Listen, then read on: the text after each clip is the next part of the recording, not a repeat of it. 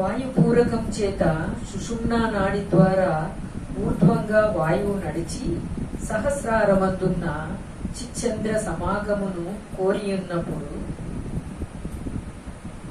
అజ్ఞాన పటలము ద్వారమను తలుపు వలె ఉన్నది.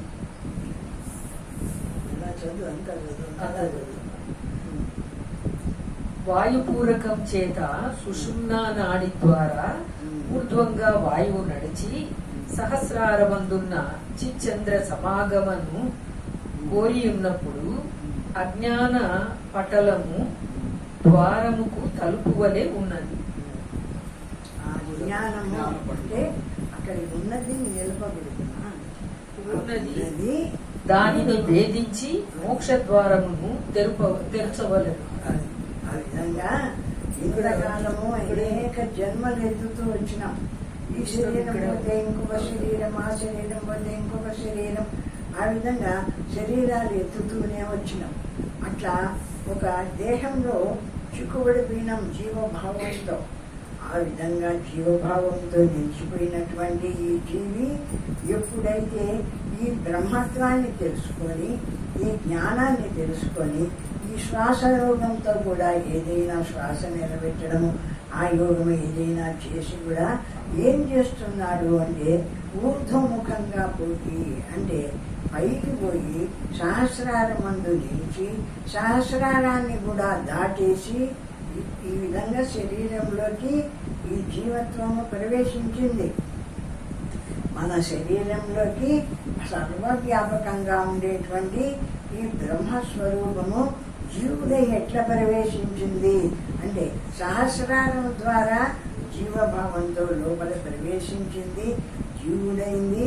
ఇప్పుడు బ్రహ్మాన్ని తెలుసుకుంది, బ్రహ్మభావం ఏర్పడింది. ఈ దేహం నేను కాదు, అఖండమై సర్వవ్యాపకంగా ఏ బ్రహ్మస్వరూపముందో అది నేను అని తెలుసుకుంది. మెల్లమెల్లగా శరీరంలో ఆ శ్వాసను వెనక్కు తీసుకుంటూ పోయి అక్కడ సహస్రారంలో నిలిచి ఆ సహస్రారాన్ని కూడా దాటి అఖండ రూపమై నిలిచింది. ఇప్పుడు నేను ఈ శరీరంలో నేను మెల్లమెల్లగా ఈ శరీరం నుండి ఎట్లా ప్రవేశించినానో ఆ విధంగానే మెల్లమెల్లగా దాటి శరీరాన్ని సహస్రారం ద్వారా దాటి అఖండమైనటువంటి బ్రహ్మమై నిలిచినాను. ఇప్పుడు నేను ఎట్లా ఉన్నాను అంటే ఈ దేహంతో లేను, అఖండమైన పరమాత్మ స్వరూపం ఏదుందో అఖండమై ఆ బ్రహ్మమై నిలిచినాను. ఆ విధంగా పరమాత్మతో ఏకత్వం పొందుతుంది ఇందులో ఉండేటువంటి జీవభావము అంటున్నారు. సుషుమ్నా శక్తి స్వరూపము అగ్నిమండలం. సుషుమ్నా శక్తి స్వరూపము అగ్నిమండలము అన్నారు. అగ్నిమండలము అంటారు. ఆ సుషుమ్నా నాడి అంటే మనకు ఎడా పింగళ సుషుమ్నా 3 నాడులు ఉంటాయి. వెనుక వీపు దగ్గర నుంచి అవి 3 నాడులు ఉన్నాయి. ఆ మధ్యలో ఉండేది సుషుమ్నా నాడి. ఆ సుషుమ్నా నాడి ద్వారా సహస్రారాన్ని చేస్తుంది. ఎవరు వీడు ప్రయత్నం చేస్తూ ఉండేటువంటి సాధకుడు ఎక్కడికి పోతా ఎట్లా పోతున్నాడు అంటే మధ్యలో ఈ పక్క ఆ పక్క ఇడాపింగళ నాడులు ఉన్నాయి.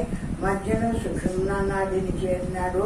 ఆ సుషుమ్నా నాడి ద్వారా పైకి పోయినాడు, సహస్రారాన్ని చేరినాడు. అక్కడ నుంచి అంతటా ఉన్న బ్రహ్మమైనాడు. సహస్రారాన్ని కూడా దాటేసి అఖండమైన బ్రహ్మమై నిలిచినాడు. ఆ విధంగానే దీంట్లోకి ప్రవేశించినాడు, జీవుడై ఉన్నాడు.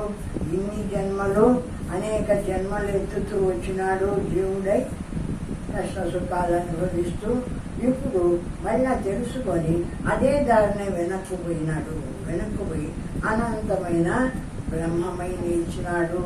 పరమాత్మ స్వరూపుడై, శుద్ధ జ్ఞాన స్వరూపుడై అనంత బ్రహ్మమై నిలిచినాడు. ఆ సాధన చేసేటువంటి అయోగి అంటారు. దీని వేద చిచ్చంద్రునికి కలుగగా ఘనీభూత జలమైన చంద్రమండలము నుంచి కరిగి అమృతధారులు వర్షించును.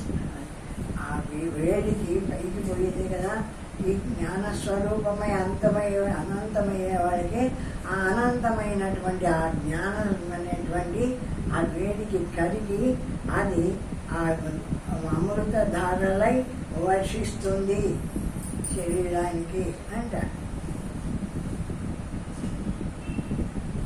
చంద్రాగ్ని మేలనయే మోక్షము జీవేశ్వర సంయోగమును. చంద్రాగ్ని మేలనయే మోక్షము. చంద్రుడు అనేటువంటి ఆ అగ్ని భేదం అంటే దాన్ని చీల్చుకొని బయటికి పోవడమే మోక్షము అంటారు. జీవేశ్వర సంయోగమును.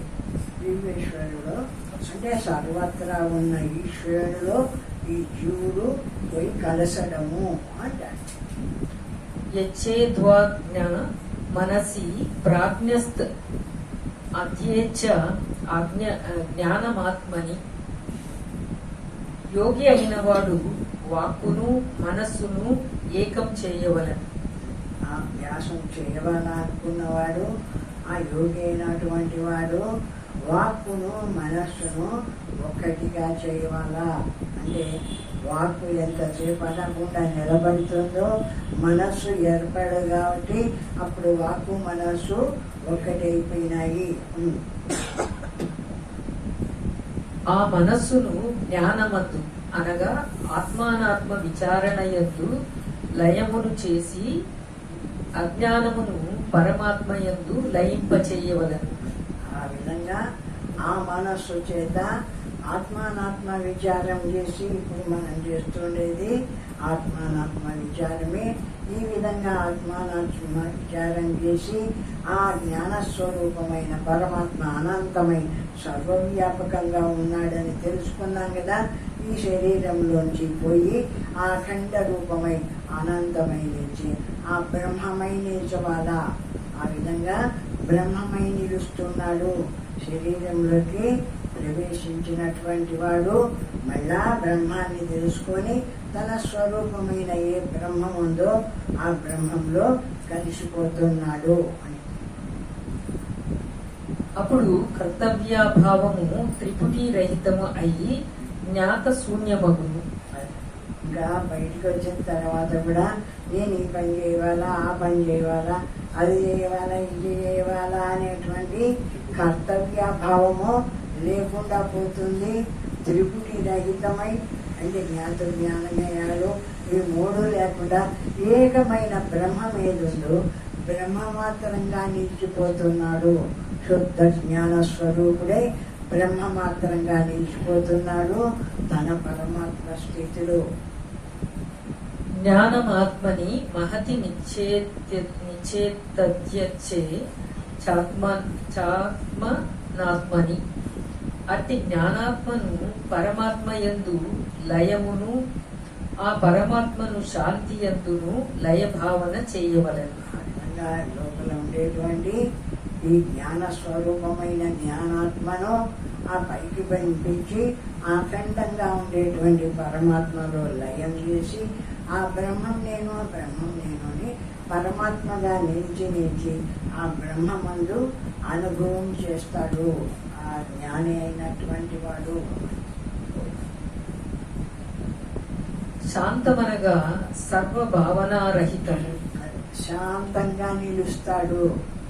అక్కడికి పోయి ఏం చేస్తున్నాడు, అక్కడ పోయి అది ఇది అనుకుంటాడా, ఏది అనుకోకుండా ప్రశాంతంగా నిలబడిపోతున్నాడు. ఈ జ్ఞానస్వరూపము సహస్రాన్ని దాటి ఆ పైకి పోయి అఖండమైన ఏ బ్రహ్మముందో బ్రహ్మంతో కలిసిపోయినాడు. కాబట్టి ఇప్పుడు ఎట్లున్నాడు అంటే ఏ సంకల్పము చేయకుండా ప్రశాంతంగా నిలిచి ఉన్నాడు అఖండ రూపమైన పరమాత్మ స్థితిలో. ఇదే తుల్యావస్థయు బ్రహ్మావస్థయు అగును. ఇది 4వ స్థితి. ఈ శరీరంతో మనం 3 అవస్థలు అనుభవిస్తూ ఉంటాం. జాగ్రత్త, స్వప్నం, సుషుప్తి. ఇప్పుడు దాటేసినాడు 3 అవస్థలను దాటేసి తురీయావస్థ 4వది అయిన ఆ బ్రహ్మస్వరూపం అందు నిలిచినాడు. బ్రహ్మ మాత్రంగా నిలిచి బ్రహ్మంలో ఏకత్వం కలిగి హాయిగా నిరాకారంగా నిలిచిపోయినాడు. ఇది తురీయావస్థ. ఆత్మానం చేద్ విజానీయాదయ మస్మీతి పురుషః. పురుషుడనగా స్థూల సూక్ష్మ కారణములనే పురములందు ఉండెడువాడు. పురుషుడు అంటే ఎవరు అంటే ఆ జ్ఞానస్వరూపుడు. ఆత్మానం చేద్విజానీయ అయమస్మీతి పురుష కిమిచ్చన్ కస్య కామాయ శరీర మనసంవిహరేత్. ఆ ఆత్మానం ఆ పరమాత్మ స్వరూపము నేనే అని తెలుసుకున్నాడు. ఆత్మానం చేద్విజాని అంటే ఆ పరమాత్మ స్వరూపం నేనే అని తెలుసుకున్నాడు. ఆ బ్రహ్మం నేనే అని తెలుసుకున్న తర్వాత బ్రహ్మంలో కలిసిన తర్వాత కిమిచ్చన్ కస్య కామాయ వాడికి ఏం కావాలని ఉంటుంది, ఏది కోరవాడు, ఏది కోరుతాడు. శరీర మనసంటే ఈ శరీర మనోబుద్ధులు అది కావాలా, ఇది కావాలా, ఇది కావాలా అనే కోరికలన్నీ నిలిచిపోతాయి. ఆ బ్రహ్మ మాత్రమై పరమాత్మ స్వరూపుడై నిలిచిపోతాడు. ఆ పరమాత్మ స్థితిలో వాడికి ఇంకా ఇది కావాలా, అది కావాలా అనేటువంటి కోరికలు ఏవి కూడా వాడికి ఉండవు. కనుక పురుషుడు ఒక నరుడికి పర్యాయము. పురుషుడు అంటే ఎవరు అంటే మనమంతా పురుషులమే. అంటే ఈ శరీరాల ఎందు ఉండేటువంటి వాడు. అట్టి యోగి వాస్తవంగా తాను పరమాత్మయే కనుక తనను అయమహమస్మి అయమస్మి పురుష నేను ఆ పరమాత్మను అని తెలుసుకున్నాడు కదా. ఈ విధంగా శరీరంలో ఉన్నాడు. ఇంతకాలం శరీరంలో ఉన్న శరీరం నేను అనుకోలే, తెలుసుకున్నాడు. ఏం తెలుసుకున్నాడు? అయమస్మి పురుష. అంతటా ఏ జ్ఞాన స్వరూపమైన పరమాత్మ ఉన్నాడు. ఆ పరమాత్మ నేను అని తెలుసుకున్నాడు. ఇంకా వాడికి ఏ కోరిక లేదు. కిమిచ్చన్ కస్య కామాయ శరీర మనసంవిహరేత్. అంటే ఏది ఇది కావాలనో, అది కావాలనో, అది కావాలనో ఏ కోరిక లేదు. ఆ కోరికలు ఏమీ లేవు కాబట్టి ఈ మనస బుద్ధి ఇంద్రియాల ఇవన్నీ ఏమన్నా కష్టపడతాయా అంటే ప్రశాంతంగా నిలిచిపోయినాయి. ఏది కావాలనే కోరిక లేదు కదా వీడికి. కాబట్టి ఎట్లా నిలిచిపోయినాయి? అన్నీ ఎక్కడొక్కడ ప్రశాంతంగా నిలిచిపోయి ఉన్నాయి. ఆ పరమాత్మ స్థితిలోకి పోయి నిలబడినటువంటి వాడికి ఈ సాక్షి రూపమైన నేను ఈ సర్వవ్యాపకమైన బ్రహ్మను అయినాను అని తెలుసుకున్నట్లయితే దీంట్లో సాక్షి రూపంగా అన్నిటినీ తెలుసుకుంటున్నానే. ఈ కళ్ళ ద్వారా చూసి తెలుసుకుంటున్నా, చెవి ద్వారా విని తెలుసుకుంటున్నా, ముఖ ద్వారా వాసన ఈ తెలుసుకుంటూ సాక్షి రూపంగా అంటే నాకేం సంబంధం లేదు దేనితో.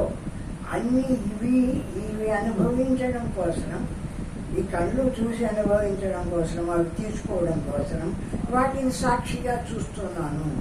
ఈ చెవులు విని తెలుసుకోవడం కోసము వాటిని సాక్షిగా చూస్తున్నాను. ఆ విధంగా ప్రతి ఇంద్రియము దాని పనులు చేసి ఆ విషయాన్ని తెలుసుకుంటూ అది అనుభవించడం కోసంగా నేను వానికి సాక్షిగా చూస్తున్నాను. సాక్షి అంటే నాకు అవసరం లేదు వాటితో.